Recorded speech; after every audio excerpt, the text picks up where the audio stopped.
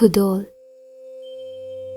Numidang wairamdudani Mangkre Atiyagi nungjabi Lotkre lechillakta chikla Kaidum pham leite malimbu waroribra Upal wapal pumba marului Maikai amadana Uyanba singi matauda khangba ngamdraduna Tala upal tutharai Laimai thakta bho Mapunsi loikraduna Upul waipul lakta Adum punsi lom khini karamna thazarugani Pum chik chiklaba angum konungda Sangai achoba mangol ukhokten achobada Masanga tharap leplibi adu phanama kuire Ngarang numidangne mana ngamduna Sumduna thambirambido Tasengna maraibak thibini nang ase Palim kaina kre Panthau setna kre Magini haina leizaramba pumba kaina kre Loyumba hanjilaktre Mang hana nungai tabane Manglan aduda Phengau setpi paring sana chatliba Angum konung mikap mirau kholna saisakli Hema masamak na mang thangna sum chatli Makhutna Laibaki chaphu ama paiduna Chatkinu khamba ngam haude Masana mabu O mangogi manglanra Loyumbana nungan badagi leiramdaba Hojik phawa hanjilaktaba asida mi paikre Mang adu ki kreda onthokna Akibana sum yomsilakle Numidangi amambaga loinaduna Maray lishing longba Tamna laina kang khadalum Tamna rakladago Hema tafing lakjay Majim thoinugi manakta Watana famdi Manim kuray laymagi hek ngamthangda Majim asini Hai Tombiya, kaidaure? Ipapa khatliba kaidaurage? Nasanu ngaidrabaro? Lau, pham thausi. Phambaga changdredo. Ichemhal, nanau nupado hanjilakdredo hujik phauba. Thabak chathokpa oiganiye. Asum thengna mamna hanjinbadi hauna sanido. Nangna karigi aduk mi pairibanone. Ichemhal, manghada Phengau setpina thali angom ase Ichemhal nanaudi leitadre Chathoklamdaida kari haina hairambage pari pisakna Nanau unaba phangjahode Mamlikan aina yahodrikan Nanau nipadi leiramdre Sese hena khanjinba phattene Nangi phibamduda awaba machet yauda leigadabanido Haunabine Ichemgi nakta leisungai Yengo, natai bungo su numit kayani sure, chingburoi sing unaba chatkiba. Nachim thabaga aiga sune, laifam khangba natine nangbo. Thababu kauhalui, thoinuna, tanna lai, manau tombina wajariba pau adu tamlui, machil yangbi laisrambi, nokladuna. Hare, nongba khakhanjilaktabada, asuk tharabasinadi, Nabungona taloi ani subi ama hek pusinduna changlaklabadi nangbu kamdogaba ichemgi tombi Thoinu sunokladuna Hoine yengu Handak angom wathok ase tombi nangna thokhanba oibatai Inau pari pisakta insin taloi atopa ama hek pusinbada thawai thani kaina kihanbiramne khoi pari pisak ase Chumme ichema Hai mona singaw lakpiya Nathau leita nangna wabiyu haide Sagai thau pangba napuroiba se khara suma chatradi nanakta sum punsinduna thamba yaroine Machim anigi wada ikaire Masi ka hena khamban chawbi tahanbibada Adum madom leibadi waraduna Machim anigi manakta leijay Toina sangai romda tubat chacharu Loyumba hanjilaklabra Halakkadra Hanjilakpa kaubadi maraitre Ma ka hena khanjinba phatte Siyum nungi macha nawagi damak ma waba yade Hoida sagai sen pangba aruba thabaki arapada machatliba oigani Adubu wahai amattasu haibiramba yaidana Loyumba nangbu ontho idako Phagi dagi Korau nungja tarani hauzinkre Angom pumba kokta khud hapnari Lanchenba halaktre Sagai konung ngaklamba pari pisakki mami takhidre. Hema angaubi oigadore. Phagi tathoklambi thoinu thaba manaugidamak khanbada wari. Khurai leima langmai ningthau machagi maikai yengbatada mangak chokthare Mamangai matam oiradi lamphai chachari oirini khandoktuna leirambasu yai. Adubu oiriba irang marak asida chingnadaba ngamde. Amaromda parina kaidonungdasu mirolibi magi hemabo aduk kuina hundoklam hoimai ama hairamda chatkiba haunade. Pau amatta tharakbasu yai. Hangba yaba makai hangle. Moirang, Khuman, Luwang, Mangang. Atay singdagi pau laure. Khuman thembagi manakta chatlidra parido. Thunamag kasada paumi thaduna hanghalui. Adubu pari pisak lakte pau thare. Khomdon bilay tadre. Ishon son tharabago. Kari tausiba. Asum haina. Thabum ama maya lansin kidaure. Phagi yaraktre. Karigumba amadi taubatay. Aki khangdre hemanga sidi. Manemgi manakta changsinja makhong soktuna phirupna khurumjai. Sonduna leiribi WakhaL masa pumba sonthare. Hema chingnaraklabani. Aroiba numidang aduda loyumbana maphamda hanjin takpiram. Imom langlengi khanduna nang thauna leitaba yade haiduna. Manemda wafam adu hangatche. Khomdonbi tumin mare. Hema hairoidaba wa ama hairi. Mipaibana henkiduna. Imalay namabu apangbini khanbiduna ngakpiyudo. Sana konungda aiba mukta chathanbi. Ai shrijut mangda leptuna aigi loyumba kadaida lay haglugani. Mana lotuna thamlibani. Namauna chingna jabalise. Khomdonbi mamaubu chaihatlai. Kari angum sagai chenthadawbi. Napuroibagi yeknabagi makada leptuna sagai ijat yoludawribro. Natomta oiramlabadi wangangdugidama khalliba khalhaidaba wakhaldugidamak nangbu tanthokadabani. Adubu isu angum ising adugidamak nangbu chaiduna khak tokliba asini. Wa makha tagan achakpa maida ghi hairanune tombi. Ema mapi sintha mane makhong konja. Imalay loyumba usoidana mohoida. Hailay gamtre. Hingamtre. Ay pumnamak bulan thengnasarugi. Asuk pukchel phatraba srijut ki mathakta laman khumningbagi maina isa ase chakledo. Ay sirabasu yare. Adubu loyumbana karigumba asoyangam thoklamlaba. Ay di hinglaroi. Ay matung inkrani. Adubu srijut ki mathaktadi asonbi aina loyumbagi damak kadai pawba lepangami sidadi utlamgani.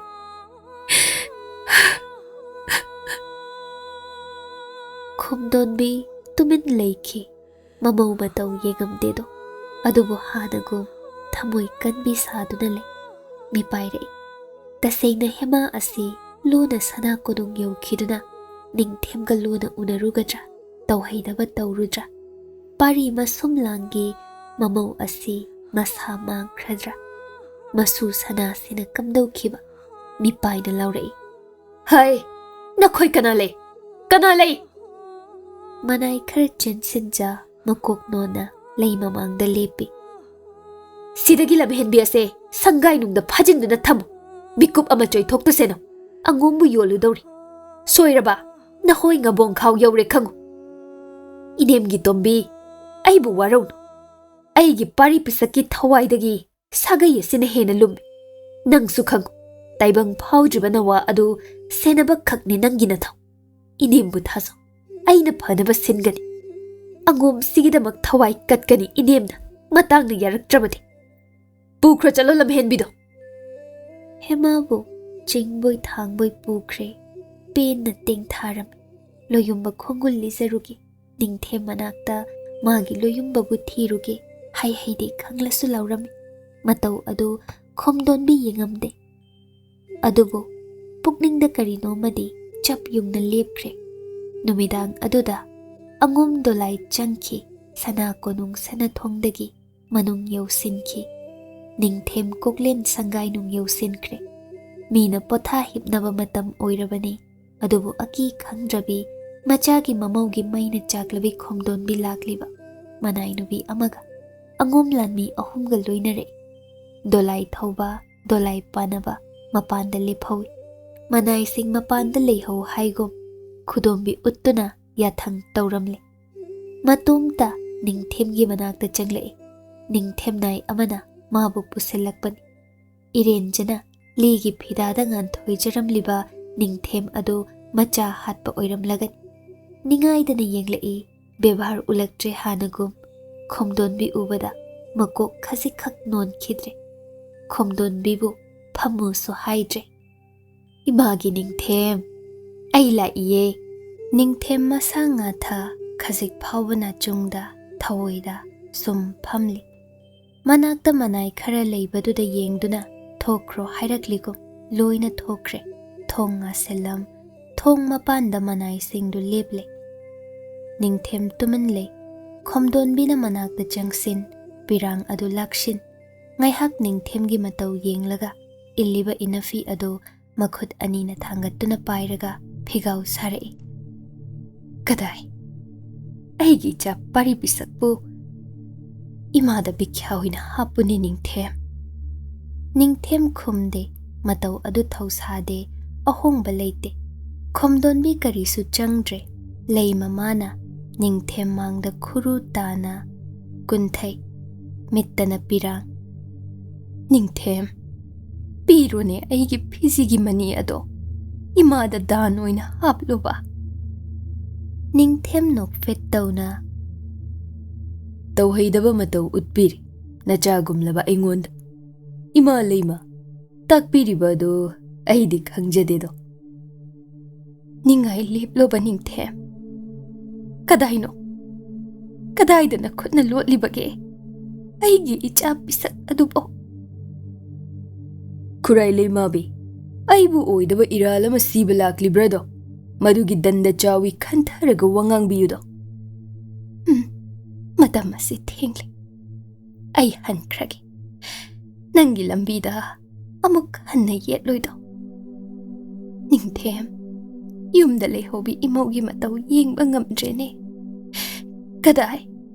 ꯄꯤꯔꯣꯕ, ꯁꯤ ꯑꯩꯒꯤ ꯏꯆꯥ ꯄꯤꯔꯣ"꯫ ꯅꯤꯡꯊꯦꯝ ꯄꯦꯟꯅ ꯅꯣꯛꯂꯛꯏ, ꯃꯈꯣꯜ ꯊꯣꯛꯅ꯫ ꯍꯦꯃꯥꯅ ꯋꯥꯏ ꯍꯥꯏꯔꯒ ꯍꯔꯥꯎꯔꯤꯕꯗꯨꯅ ꯀꯔꯝꯕ ꯃꯥꯒꯤ ꯏꯍꯨꯜ?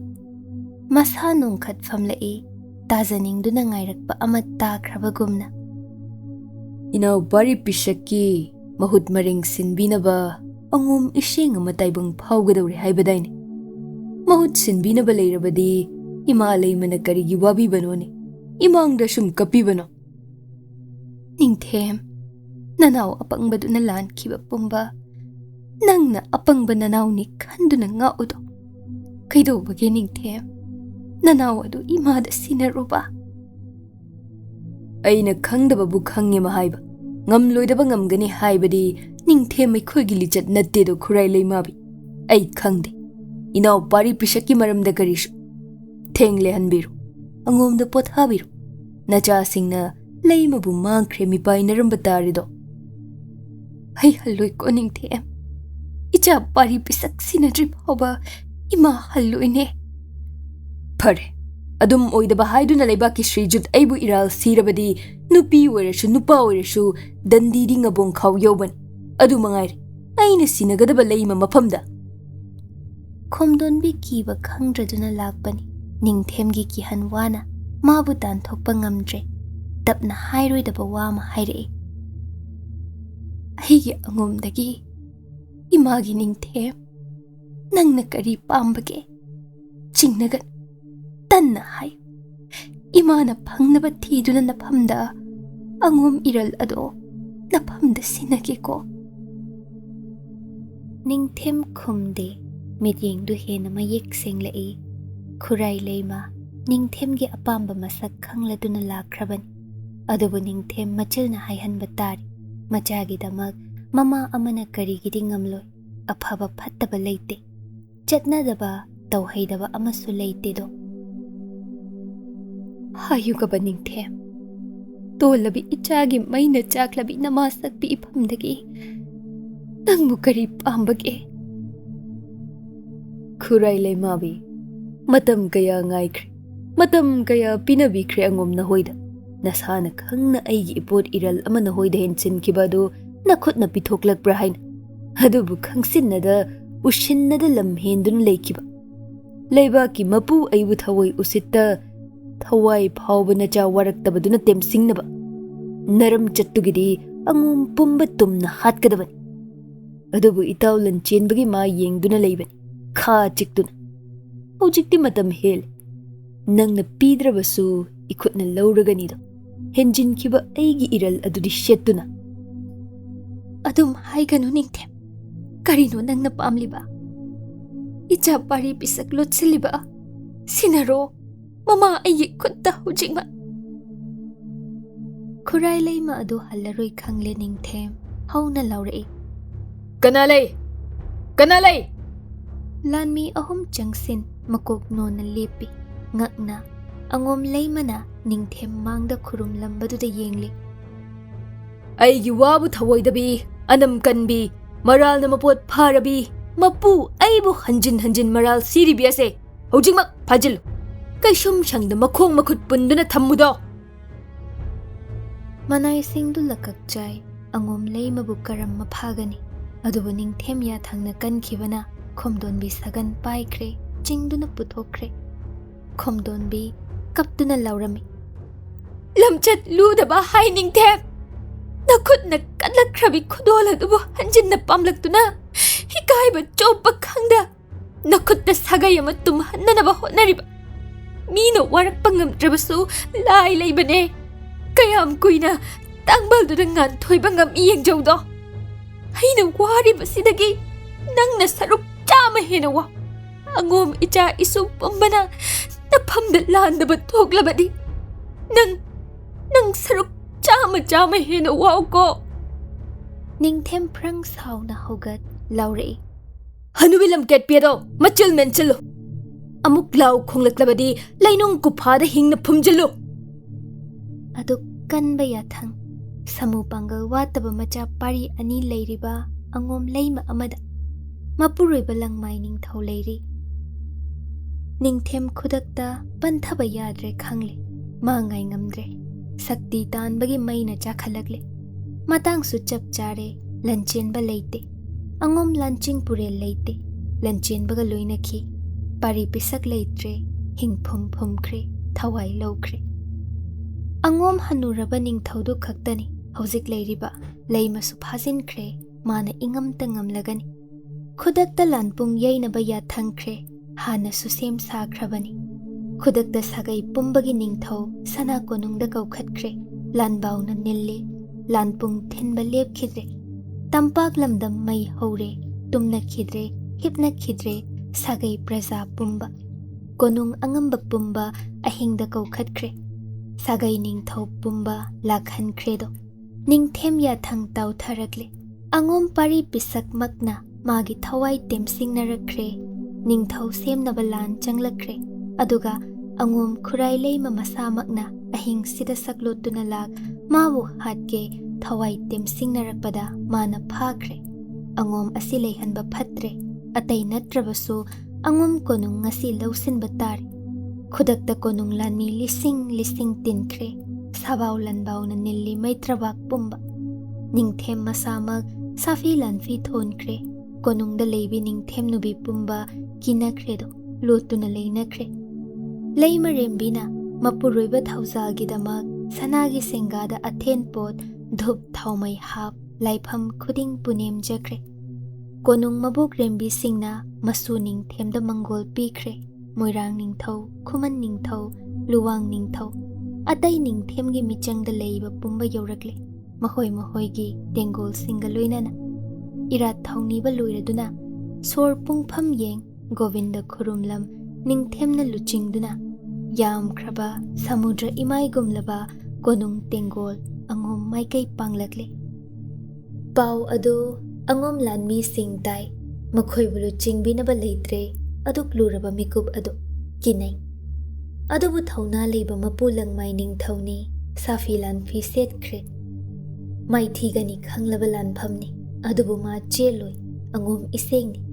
Nok na, sagai konong ngaknabagidamak mathuai thadoklagani magi leimabu thirure adubu phangkhide chingnarakle langmai ningthau penkhide khomdonbina soidana macha pari pisak thiba lona chatlamlagani khangle adubu thauna hande macha anina nak yet pambom oigadabani adubu kana leitre yathang tawkhre khudakta lanching purel ama khalli lanban saduna sana konung samudra tengol lan thengnanabagidamakta sem sakhredo angom lanmi kharana angom konungda leiriba angom angambi sijasing nakalamada thaikhinaba sil adubu hemadi chatsi kaubada yakhidre machim thoinu thabana namduna pukre aron lambida nupi angangsing thadokre aroibo oina yenglami ut on khidauraba angom konung thoinu thaba pen khide ado mapuroibagi khoiri nawpham tapham macha singi khoiri nawpham tapham mongpham oikragani punsigini haina kundo paringna langla oiduna lakjakhibado ngarangta oiraboi ninglu hemabu makhut sambi thoinu thabana makhoigi marakta chadhanbi hema kapjakhi tengthakhi loyumba nang leramlabadi asuk waroiko phatte ko ningthem haina taksi sol aron lambida nupi angangsing thaikre ningamda halaklaroi khangna thadokre pumnamak mahoigi konu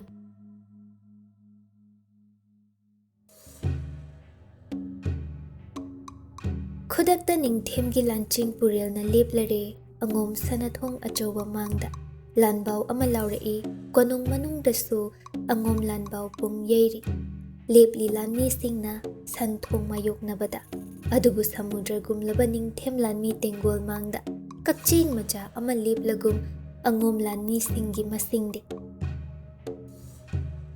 langmai ningthau tajaudo nangi leima nacha singna maitrabak pumbagi mapu ibunga maidingau bu singnaduna mapu thawai tem singnaduna ningthau semge thorang lambagi nasana naral yajaduna shrijut khuya sida nang amadi angom pumba changjaudo yare phare ngakpi heiba mapu na ngakpi gani kana su sokloi igi turel cheloi angom ut oloi do yadre lantheng nanaba sem sajaro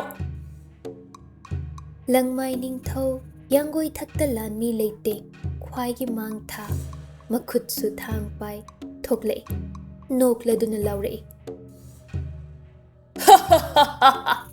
kari haiba changjaba haibadi ango mai gi cheli bai seng sida yaude do phare noi na ngamle ngom se ut oi halu ai na ngamle u ba phangba matlem na tharam laroi do ibuda wangom purel na sakhini do khangjau lamchat nai da ba haning them nata wasimadi maitrabak puya da mayek seng na charol surol loinai da lehorani da ko nang tani nasagi wangak chadaba lamchat warak pangam da baning them machadi masi khak kaw ganu ko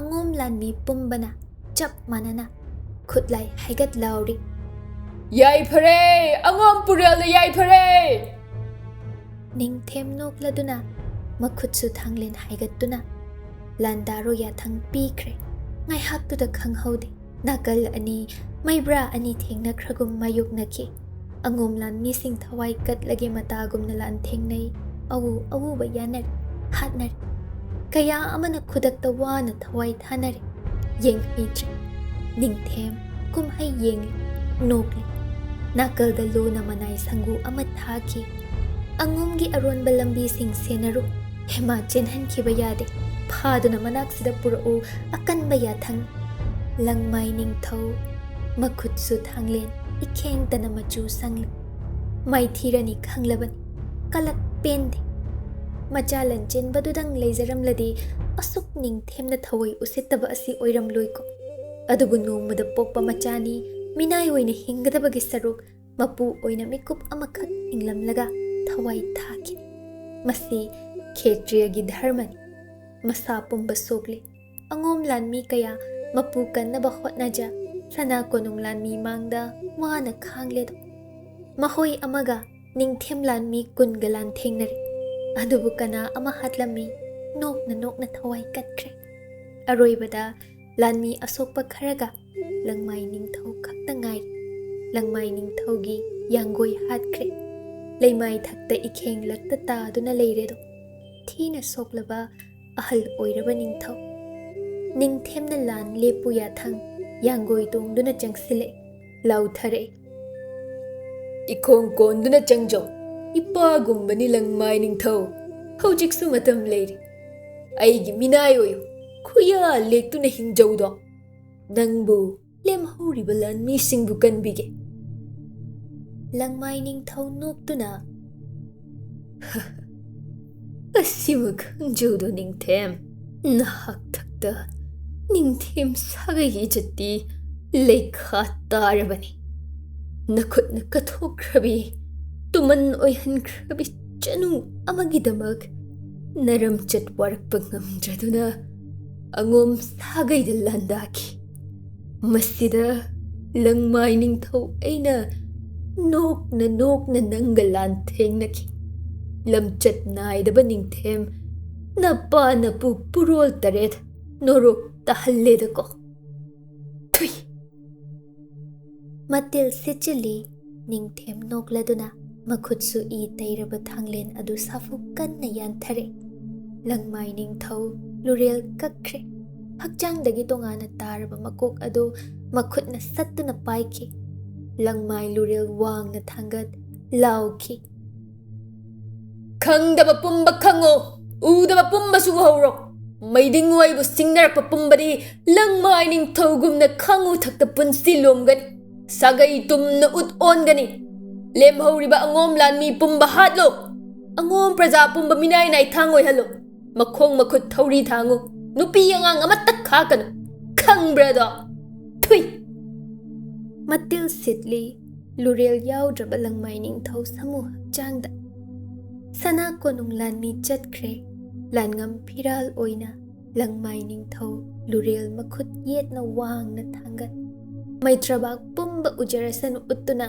yanggoi thaudokre ikhau langlaba ningthem sana konung lan mi singna angom konung mai thakre atia pakna brang brang chakhalakle mairina angom praja singi yum khuding konung lan mi singduna ahingduda changsin chen manang hodaba pumba phakre do nupi angang kayada maning tawkre ahal hanubi kaya thawai lokre mitrabaki puyada mayek sengna iduna leihoragani tawhaidraba matawdumani adubu ningthem kibana kanana su mataw adu isinduna thambadi ngamloidawri angom ut ol sagai pumba tumle minai nai thang yotling thure konung pumba ikhengna thal asiba hakchang tana khom thapam leitredo somdana nakal amada aron lambidagi phana sangna ahing mamaiduda lagle mahoi yangkhai mukni lanmi ahum tani luchinglakpa tung elibi singduna nupi angang singna ayambani adubu lamak hangda yanggoi thoba konung lanmi singna thatlam mahai kaiduna chenar angom lanmi ahumduna yamlaba sana konung lanmi singduga lan thengnari tungyenbi angang nubi singdu chen khro lauram adubu masing chanadraduna lanmi ahumdusu thawai thakredo konung lanmi singdi mabungo ya thangna tanare chen khraba singi matu samji khai mathong maram khangda cheli nupi angang sing emana machem thoinu thabagi makhuk kanthok ningamdana haire ichemani mahoina pamli base nanau tabun isum langi ahen ba thawai mamang phajredo ai isana yana changjakragi oiningba oikrasano aigi punsi karino aikhoi kannabagidamag angom pumba thawai tharamlagani nangsu angom angambine angom iseng naw puribi adum ayambi oi phadedo thawai thase kanabu kigani changjaba haibadudi oi thoktabani do tombi amuk chenba hore adubu sum naksilakle konung lani mungsong amada lotle adubu phangkragani hema khang machem ani bu chen krugum in thoklam ingan ngan ba mafam da thokle makhut ta maira pailak libalan mi sing yanggoi le phankre hema mapi tana lai phidibi gum lepi sor hon bada wa bana sadau thong ma bu hat kresan adubu mabungol loyum bagi aroi ba khudo siom nungi thawai adubudi makhut ani na lu na chiksin ina phi manung da khanjili ima bu nga uk nang bu kan bangam loi dori cha thoi ba ima bu nga uko